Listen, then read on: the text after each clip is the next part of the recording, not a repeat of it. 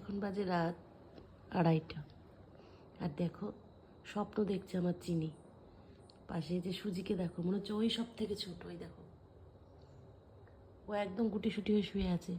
আর ও বেচারা স্বপ্ন দেখে চেঁচামেচি করছে। আমি উঠে তাড়াতাড়ি করে লাইট জ্বালিয়ে দেখি কি হলো। ওই দেখো,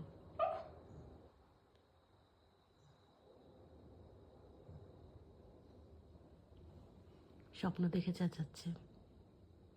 আর বরফি খাটের তলায় শুয়ে আছে। ওদের এখনই এত গরম লাগছে দেখো।